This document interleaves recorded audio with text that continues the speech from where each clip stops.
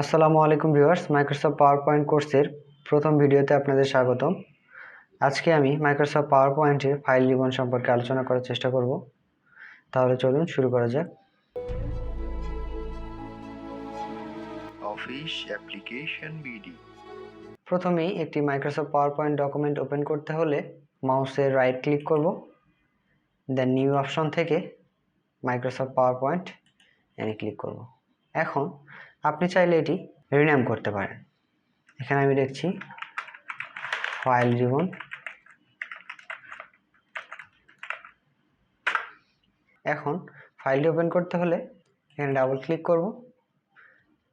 Microsoft power point ফাইলটি open করার পর এই ধরনের একটি উইন্ডো আসবে। এখানে প্রথম যে রিবনটি দেখছেন এটি হচ্ছে ফাইল রিবন, এরপর হোম রিবন, এরপর insert ribbon, design ribbon, transaction, animation, slide show, review, view. এছাড়া বিভিন্ন রিবন আসবে, যেমন ফরম্যাটিং, ডিজাইন। এই রিবনগুলো ব্যবহার করে আমরা মাইক্রোসফট পাওয়ার পয়েন্টের মাধ্যমে সুন্দর একটি প্রেজেন্টেশন তৈরি করতে পারবো। প্রথমে আমি ফাইল রিবনের কাজগুলো দেখাচ্ছি। ফাইল রিবনে ক্লিক করলে প্রথম অপশানটি আসছে ইনফো অপশন।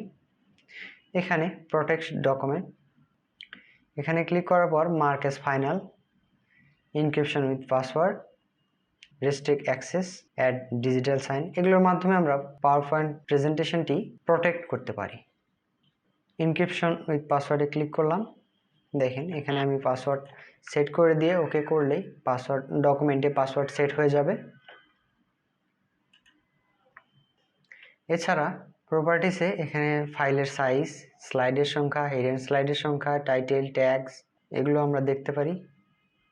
এরপর নিউ অপশন, নিউ অপশনে ক্লিক করলে এখান থেকে আপনি পছন্দ মতো অথবা আপনাদের প্রয়োজনীয় যে কোনো একটি টেমপ্লেট ডাউনলোড করে ব্যবহার করতে পারেন। যেমন আমি ফেদার ডিজাইন এই টেমপ্লেটটা চুজ করলাম, এরপর আমি ক্রিয়েটে ক্লিক করলাম। এটি ডাউনলোড হয়ে টেমপ্লেট আকারে চলে আসলো। এখন এটি আমি কাস্টমাইজ করে ব্যবহার করতে পারি।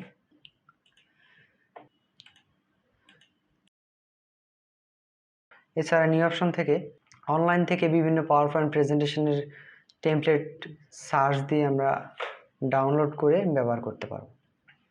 এরপর ওপেন অপশন, আমাদের এক্সিস্টিং কোনো পাওয়ার পয়েন্ট প্রেজেন্টেশন থাকলে ওপেন অপশনের মাধ্যমে আমরা প্রেজেন্টেশনটি ওপেন করতে পারি।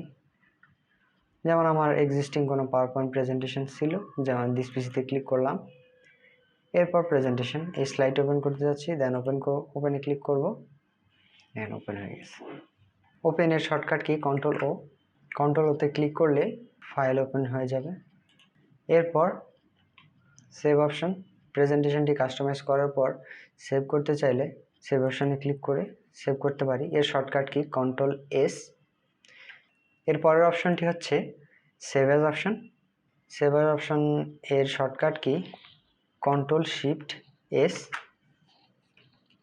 এর মাধ্যমে আমরা সেভ অ্যাজ অপশনে যেতে পারবো। সেভ অ্যাজ অপশনের মাধ্যমে ডকুমেন্টটি ডুপ্লিকেশন করার জন্য অথবা আলাদা নতুন কোনো জায়গায় সেভ করতে চাচ্ছি, তাহলে এই অপশনের মাধ্যমে আমরা সেভ করতে পারি ফাইলটি।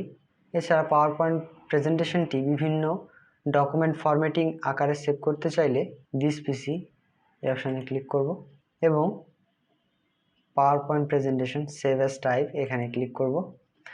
দেন দেখেন পাওয়ার পয়েন্টের বিভিন্ন প্রেজেন্টেশন ফরম্যাটিং রয়েছে।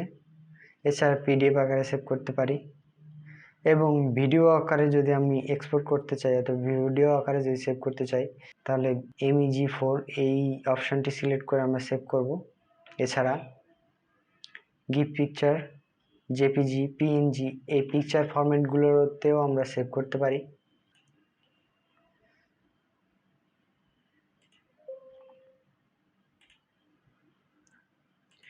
এর পরের অপশন প্রিন্ট, এর shortcut key control P. PowerPoint স্লাইডগুলো প্রিন্ট করতে চাইলে অথবা পাওয়ার পয়েন্ট ডকুমেন্টগুলো প্রিন্ট করতে চাইলে প্রিন্টার সিলেক্ট করব। এরপর এর সেটিংগুলো আমরা চেঞ্জ করতে পারি, কাস্টমাইজ করতে পারি। যেমন শুধুমাত্র একটি স্লাইড প্রিন্ট করতে চাইলে কারেন্ট স্লাইড। এরপর কাস্টম কোনো রেঞ্জের মধ্যে যদি প্রিন্ট করতে চাই 1 থেকে 10 নম্বর স্লাইড যদি প্রিন্ট করতে চাই 1 থেকে 10 লিখে দেব। এরপর একটি পেজে দুইটি যদি স্লাইড প্রিন্ট করতে চাই দেন এই অপশনটি সিলেক্ট করব। বোথ সাইড প্রিন্ট করতে চাইলে এই অপশনের মাধ্যমে প্রিন্ট করা যাবে। এছাড়া কালার প্রিন্ট করতে চাইলে কালার প্রিন্ট সিলেক্ট করব। গ্রে স্কেল আকার প্রিন্ট করতে চাইলে গ্রে স্কেল সিলেক্ট করব। এভাবে প্রিন্টারের সেটিং চেঞ্জ করে আমরা প্রিন্ট করতে পারি।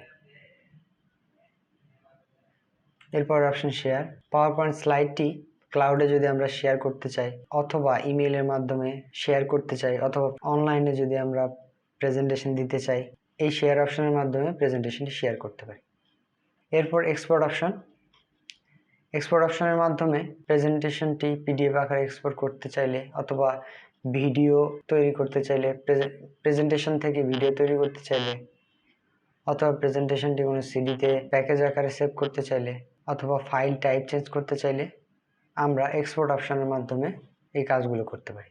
এটি সাধারণত সেভএস এর মাধ্যমে করা যায়, যেটা আমি পূর্বেই দেখাইলাম। এরপর ক্লোজ, অ্যাকাউন্টস, এগুলোর তেমন কোনো কাজ নেই। এখানে অপশনস নামে একটি কমান্ড রয়েছে, এখানে ক্লিক করলে পাওয়ার পয়েন্টের বিভিন্ন সেটিংস আমরা চেঞ্জ করতে পারি। এ ব্যাপারে আমি পরবর্তীতে একটি ভিডিও বানাবো। এখন এ পর্যন্তই। ভিডিওটি ভালো লেগে থাকলে please like, share and subscribe my channel. Thank you.